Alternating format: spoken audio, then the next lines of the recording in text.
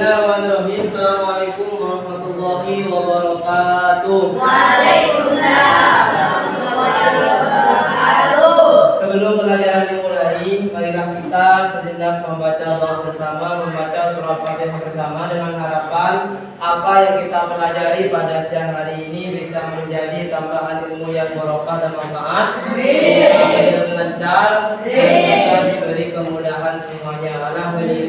Al-Fatihah. Bismillahirrahmanirrahim. Alhamdulillahirabbil alamin. Arrahmanirrahim. Maliki yaumiddin. Iyyaka na'budu wa iyyaka nasta'in. Ihdinas siratal mustaqim. Shiratal ladzina an'amta 'alaihim ghairil maghdubi 'alaihim waladdallin. Bagaimana kabarnya hari ini? Baik. Ngantuk? Tidak. Sehat semuanya? Sehat. Ada yang mau tidur? Tidak. Alhamdulillah. Sekarang kita akan melanjutkan materi yang kemarin, masih tentang di ruang lingkup sejarah dakwah dari perjalanan Rasulullah.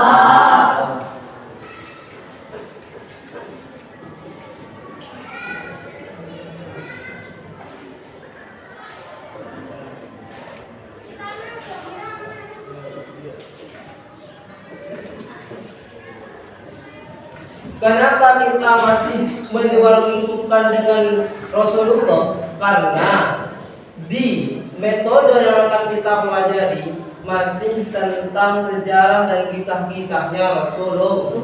Yang pertama kita belajar tentang sejarah kelahiran Rasulullah. Untuk mengingat hal itu, masih ingat lagu-lagunya kelahiran Rasulullah? Masih ingat? Bisa nyanyi bersama? Bisa melompat bersama? Dan kita nyanyi bersama tentang sejarah kelahiran Rasulullah. 1, 2, 3.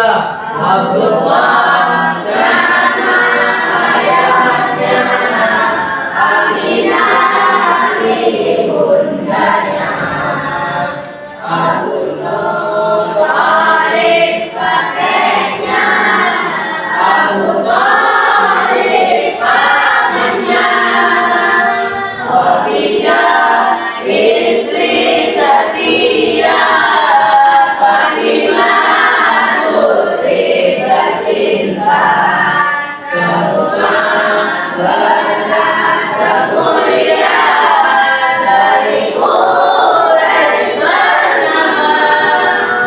Inilah kisah sang Rasul yang penuh suka duka.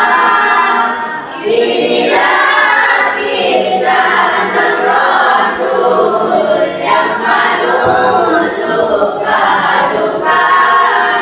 Yang penuh suka duka. Di terakhir ada kalimat inilah kisah sang Rasul yang penuh dengan suka dan kenapa? Ada kalanya beliau melaksanakan dakwahnya secara riang gembira, ada kalanya beliau melaksanakan dakwahnya ada yang namanya luka. Karena apa? Karena di balik perjalanan pasti ada rintangan. Setiap perjalanan pasti ada cobaan. Sekarang berbicara tentang dakwah dari Rasulullah, pastinya setiap dakwah mempunyai strategi masing-masing. Di sini dakwahnya Rasulullah sebagaimana telah kita pelajari dulu ketika melihat video, Rasulullah mempunyai berapa strategi? Dua strategi. Yang pertama ada dakwah yang sembunyi.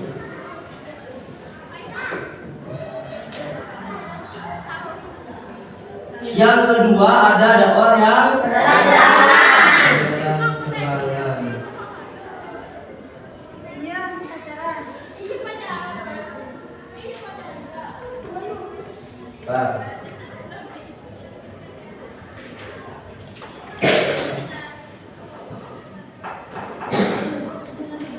Yang pertama, perjalanan dakwah Rasulullah secara sembunyi-sembunyi ini dihasilkan pada saat Rasulullah hendak bersemedi di Gua Hira. Pada saat beliau berusia 40 tahun, beliau mendapatkan wahyu yang langsung diturunkan oleh malaikat Jibril untuk apa? Agar Rasulullah membaca dari wahyu tersebut dan menyampaikan dakwahnya secara sembunyi-sembunyi. Apa yang diturunkan oleh Allah melalui malaikat Jibril? Yaitu surah Iqra. Surah Iqra ayat berapa? Ayat 1 sampai 5. Jadi ayat yang diturunkan oleh Allah kepada Nabi Muhammad melalui malaikat Jibril yaitu surah Iqra. Surah Al-Alaq. Ayat hafal surah Al-Alaq ayat 1 sampai 5? Bisa dibaca bersama-sama? 1, 2, 3. Bismillahirrahmanirrahim. Iqra bismi rabbikal ladzi khalaq. Khalaqal insana min 'alaq. Iqra wa rabbukal akram. Alladzi 'allama bil qalam. 'Allamal insana ma lam ya'lam. Setelah surah Al-Alaq itu turun, maka hendaklah Rasulullah melaksanakan yang namanya dakwah secara sembunyi-sembunyi. Selama berapa tahun Rasulullah melakukan dakwah secara sembunyi-sembunyi? Kurang lebih selama 3 tahun. Apakah ada hasilnya dari 3 tahun tersebut? Banyak.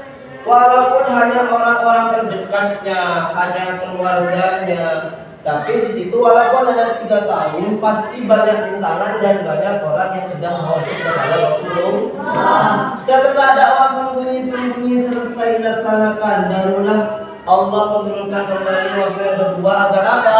Agar Rasulullah hendak melakukan dakwah yang kedua apa? Dakwah dalam peperangan. Kenapa? Karena secara dakwah sembunyi-sembunyi sudah banyak orang kafir Quraisy, sudah banyak orang Mekah yang mengetahui bahwasanya Rasulullah sudah melaksanakan ajaran-ajaran Islam, sehingga Allah langsung menurunkan wahyu melalui Jibril lagi agar Rasulullah hendak melaksanakan dakwah yang kedua. Yakni apa? Dakwah secara terang-terangan. Dakwah yang disampaikan secara langsung kepada seluruh kaum Mekah, kaum kafir Quraisy pada masa itu. Sehingga pada masa permulaan itu Rasulullah mengumpulkan semuanya di tempat Bukit Sofa pada masa itu.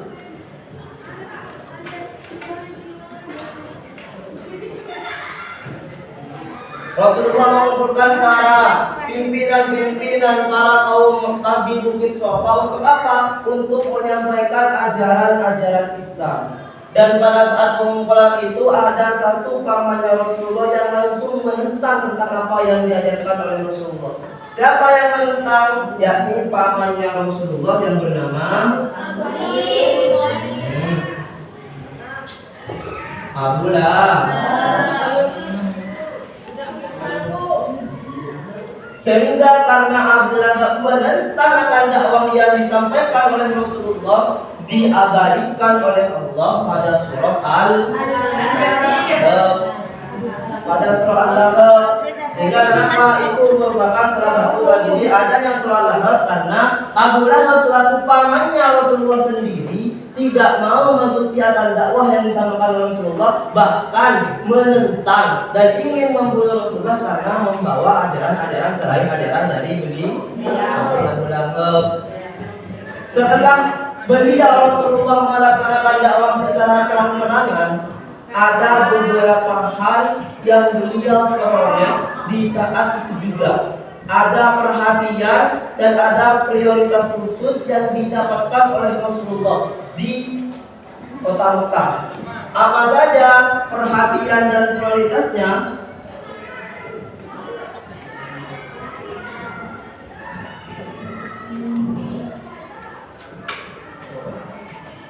Yang pertama, Rasulullah mendapatkan perhatian dan prioritas terhadap kota Mekah. Ketika hendak melaksanakan dakwah, beliau menjumpai dan ingin memprioritaskan untuk mengajarkan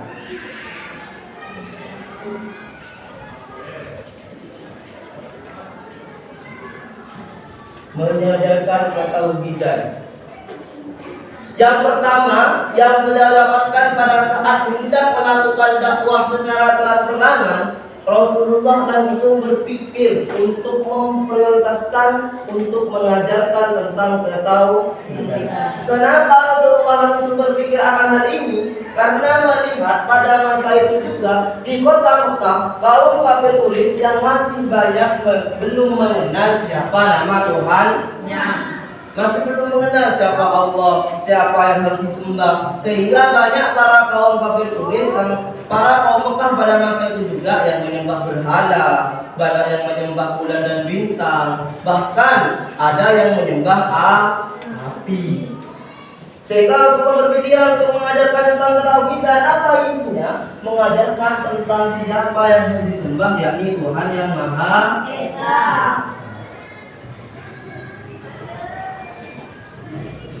Setelah Rasulullah mengajarkan ketauhidan, dilanjutkan dengan perhatian yang kedua yang Rasulullah peroleh, yakni melihat kondisi Mekah.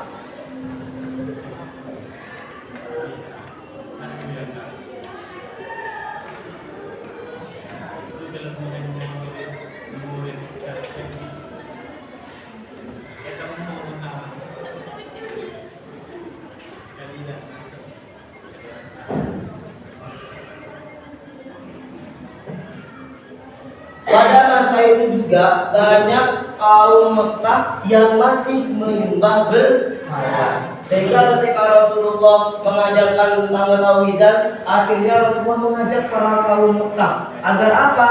Agar tidak lagi menyembah berhala, agar mereka semuanya mengetahui siapa yang wajib disembah, bahwasanya yang wajib disembah adalah Tuhan yang Maha Esa. Siapa Tuhan yang Maha Esa? Yaitu Allah. Jadi dari dulu memang yang harus kita sembah itu Allah. Jadi kita harus mentaati apa yang diperintahnya dan menjauhi apa yang dilarangnya.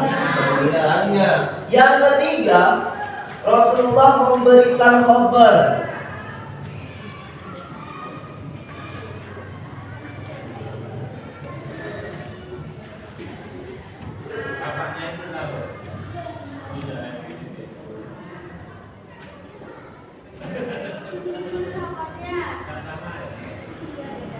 Rasulullah memberikan khabar tentang arti dari sebuah hari pembalasan. Ada yang tahu apa hari pembalasan? Hari akhir di hari kiamat, yang dimana nanti kita akan dibangkitkan kembali di hari kiamat, semuanya mati. Setelah itu akan ada yang namanya hari pembangkitan. Semua manusia dibangkitkan seluruhnya dibangkitkan sama Allah, dan itulah yang dinamakan sebagai hari pembalasan. Di mana di situ kita akan dipertanggungjawabkan apa yang kita perbuat. Seperti halnya contoh rizki. Ketika waktu sekolah gugur, nanti akan dipertanggungjawabkan kelak di hari pembalasan. Kenapa? Karena semuanya sudah ada catatannya masing-masing. Apa yang kalian kerjakan setiap harinya dari pagi sampai ke pagi lagi, semuanya sudah ada yang mencatat. Karena catatan Allah itu beda dengan catatan manusia. Kalau catatan manusia masih bisa hilang, kalau catatan Allah itu pasti ada. Ketika apa saya lakukan kalian, apa yang dikerjakan kalian selama berada di dunia, selama masa hidup kalian, nantinya akan diketemukan di hari pembalasan dan akan dipertanggungjawabkan di hari pembangkitan. Yang keempat, setelah Rasulullah memberikan kabar tentang hari pembalasan, Rasulullah merubah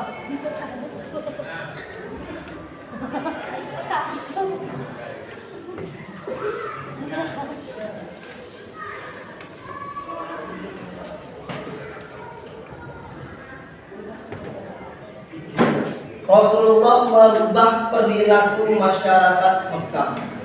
Kenapa harus perlu diubah perilakunya seperti halnya tadi. Karena mereka masih belum mengetahui siapa Tuhannya, banyak mereka yang mentingkah akhlaknya, akhlak yang tidak baik. Banyak kaum Mekah yang akhlaknya masih sering minum minuman keras, masih sering main judi, dan masih suka membunuh satu sama lain. Sehingga di situ Rasulullah mengajak masyarakat Mekah untuk akhlaknya diubah, untuk merubah perilakunya. Dengan cara apa? Dengan cara melalui dakwahnya pendekatan diri terhadap orang-orang Mekah tersebut. Sebagaimana yang telah dijelaskan bahwasanya Rasulullah diutus ke Mekah bumi ini tiada lain dan tiada bukan sebagai innama bu'itsu liutammima bimakariman untuk menyempurnakan akhlaknya umat manusia. Jadi akhlaknya yang kurang baik semua Rasulullah diayomi, masyarakat Mekah semuanya diayomi. Bahkan sampai sekarang kita masih diajarkan bagaimana cara menjaga akhlak. Sampai di sini paham? Paham? Sampai di sini ada yang ingin ditanyakan? Tidak ada? Kalau tidak ada, saya ingin bertanya sekarang kepada kalian. Pertama, tentang sejarah dakwahnya Rasulullah. Dakwahnya Rasulullah mempunyai berapa strategi? Pertama, kedua cara dakwah yang secara sembunyi-sembunyi kurang lebih berjalan selama tahun. Selama 3 tahun. Ayat yang menerangkan bahwasanya wahyunya Allah turun kepada Nabi Muhammad melalui malaikat Jibril. Yang pertama disebut dengan surah. Ayat berapa? Ayat 1 sampai 5. Yang kedua dakwah secara terang. Dakwah secara terang-terangan Rasulullah melakukan dakwahnya di mana? Di Bukit Sofa. Di Bukit Sofa apakah adakah yang menentang dakwahnya Rasulullah? Siapa yang menentang dakwahnya? Siapa nama pamannya? Abdullah. Dari dakwahnya beliau yang melaksanakan secara terang-terangan ada perhatian dan prioritasku. Apa saja perhatian dan prioritas yang pertama? Mengajarkan tentang ketauhidan. Yang kedua, kondisi masyarakat Mekah yang suka menyembah berhala. Yang ketiga, memberi kabar tentang hari. Yang keempat, mengubah perilaku masyarakat agar menjadi akhlak yang mulia. Semuanya berdiri, mari tangan dulu. Semuanya berdiri. Semuanya berdiri. Ayo. Hukumannya tetap sama. Yang tidak fokus, yang tidak konsentrasi nanti akan disuruh maju ke depan, tapi hukumannya akan ditanyakan tentang pelajaran pada hari ini. Menebarkan hukumannya menyanyikan apa? Bangku dengan lomba huruf. Sekarang yang tidak fokus dan tidak konsentrasi akan ditanyakan tentang mata pelajaran. Siap? Ya. Siap? Ya. Posisi berdiri tegak.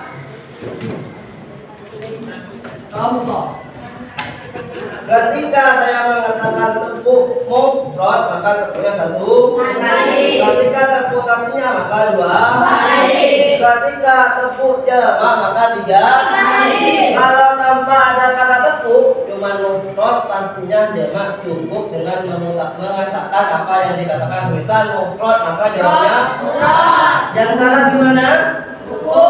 Hukumannya apa?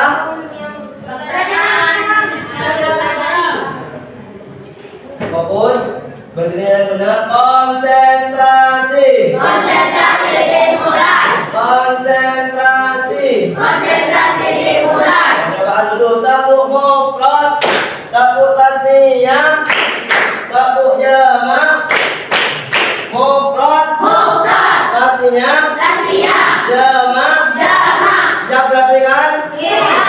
Konsentrasi. Konsentrasi dimulai. Konsentrasi. Konsentrasi dimulai. Tepuk tasniyah. Mufrad. Ayo siapa yang tepuk tangan dulu? Ayo beri tangan dulu.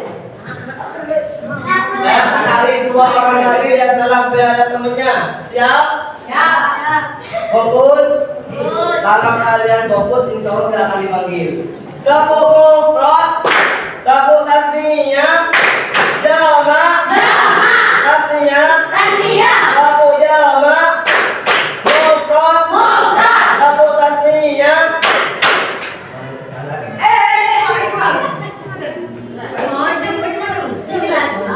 Rizky mana lagi?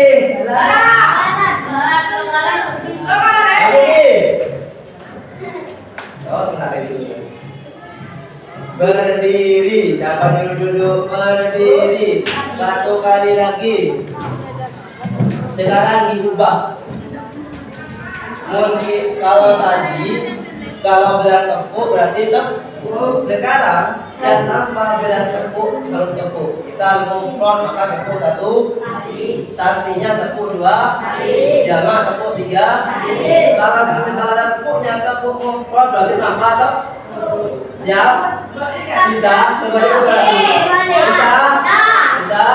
Jadi sering ketemu. Konsentrasi. Ya, coba dulu. Tepuk mufrad. Tepuk tasniah. Jamak. Nah, kalau tidak fokus nanti ketahuan siapa yang salah. Ayo, saya mulai 1, 2, 3. Tasniah. Tepuk tasniah. Ayo, masih yang lain silakan pada duduk. Ayo, yang depan harus berani bertanggung jawab karena salah harus berani menjawab. Mau dimulai dari siapa dulu? Dimulai dari mau dihapus sama di depan?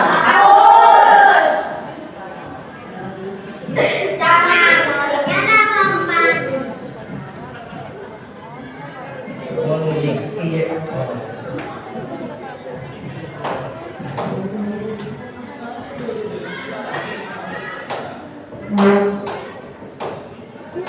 Coba Rizky ke tengah.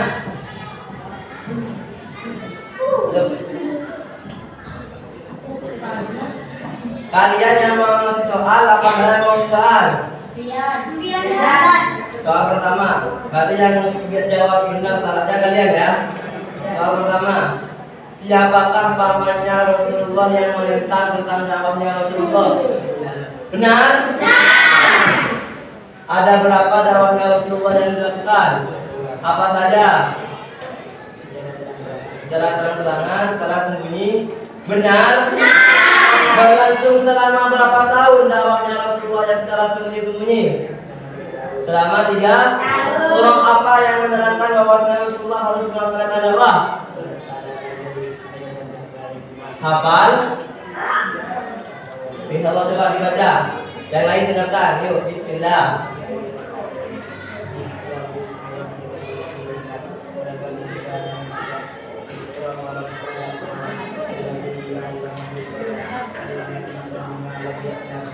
Benar? Benar? Setuju kau? Soal terakhir. Sebutkan salah satu perhatian dan prioritas Rasulullah ketika melaksanakan dakwah di kota Mekah. Tadi kan ada empat yang dijelaskan tentang perhatian dan prioritas yang dibawa yang didapati oleh Rasulullah ketika melakukan dakwah. Apa salah satu yang 4? Mengajarkan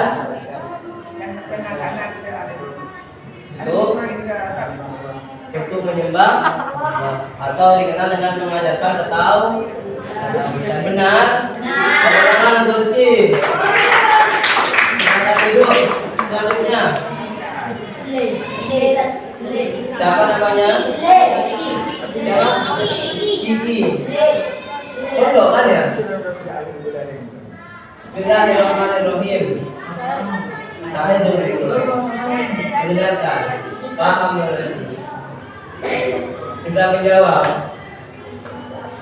Coba sebutkan salah satu dari perhatian dan prioritas Rasulullah ketika hendak melaksanakan dakwah kecuali yang mengadakan tawidah.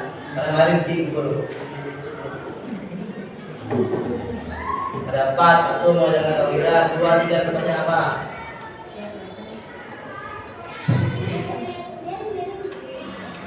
Beri.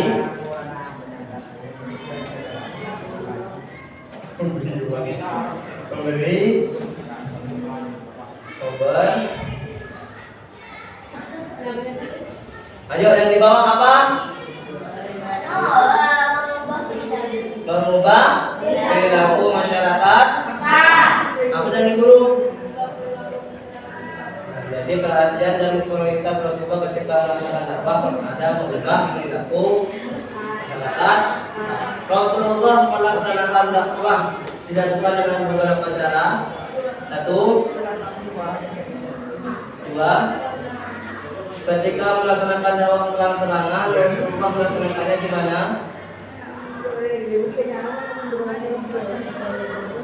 Di mana? Di bukit? Di bukit Safa. Siapa yang menentang dakwah Rasulullah? Abu Lahab. Siapa Abu Lahab? Nabi. Dakwah secara sembunyi-sembunyi berlangsung selama berapa tahun? Selama 3 tahun. Tepuk tangan. Selanjutnya terakhir. Siapa namanya? Alfa. Kalian akan satu panggung ngomong yang mana? Alfa. Alfa hafal surah Al-Alaq. 1 sampai 5 hafal. Coba dibaca yang nyaring ke tengah biar temannya dengar. 1, 2, 3.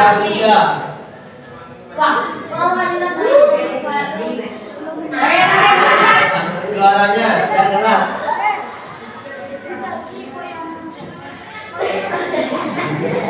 Ayo, bismillah.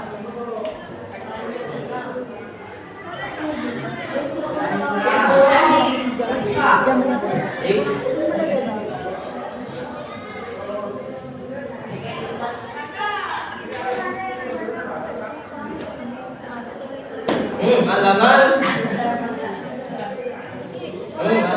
insan malam.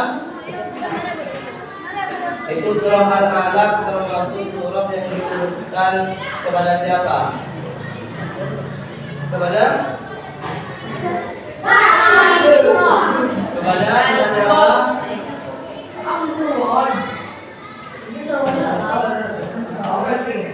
Coba yang di bawah surah Al-Alaq diturunkan kepada siapa? Nabi Muhammad. Kepada Nabi Muhammad melalui siapa? Malaikat. Surah Al-Alaq diturunkan kepada Nabi Muhammad melalui malaikat. Diturunkan kepada Nabi Jibril melalui Nabi Muhammad itu sah. Nah, yang benar apa? Yang benar diturunkan kepada Nabi Muhammad melalui malaikat. Coba soal terakhir. Selama berapa tahun Rasulullah melaksanakan dakwah secara sembunyi-sembunyi? Selama 3 tahun. Kemarin rezeki semua. Siapakah yang menentang tentang ajaran dakwah Rasulullah ketika melaksanakan dakwah secara terang-terangan? Yang kedua berapa? Siapa? Abu Lahab. Siapa Abu Lahab?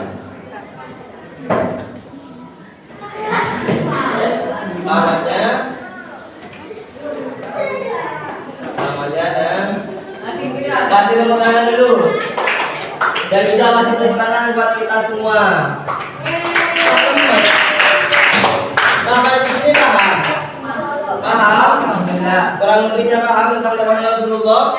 Jadi perlu dapat kita simpulkan bersama bahwasanya setiap perjalanan, setiap perjuangan, utamanya pada saat masa dakwahnya beliau penuh dengan yang namanya perjuangan yang besar. Sampai saat ini kita bisa merasakan belajar yang nyaman, belajar yang enak, bisa tulis tulisan, dapat buku, dapat pulpen, bisa bertemu dengan satu sama lain, itu juga masih berkat dengan perjuangan Rasulullah. Seandainya Rasulullah tidak berjuang demi kita, maka bisa jadi kita sekarang tidak akan mengetahui siapa Tuhan kita, bisa tidak mengetahui apa yang harus kita sembah. Tapi berkat perjuangan Rasulullah, akhirnya kita bisa merasakan yang namanya kenyamanan, kita bisa merasakan yang namanya alam yang terang dan tentunya mungkin hanya ini yang dapat saya sampaikan. Ketemu di hari Rabu tentang materi yang sama, temanya yang sama, cuma di istilah yang berbeda. Kalau tadi tentang perjalanannya, tentang apa? Tentang prioritas. Minggu yang akan datang hari Rabu tentang respon masyarakat Mekah terhadap jalannya dakwah Rasulullah. Sampai di sini, mari kita tutup dengan pembacaan hamdalah bersama-sama. Alhamdulillah. Assalamualaikum warahmatullahi wabarakatuh. Waalaikumsalam.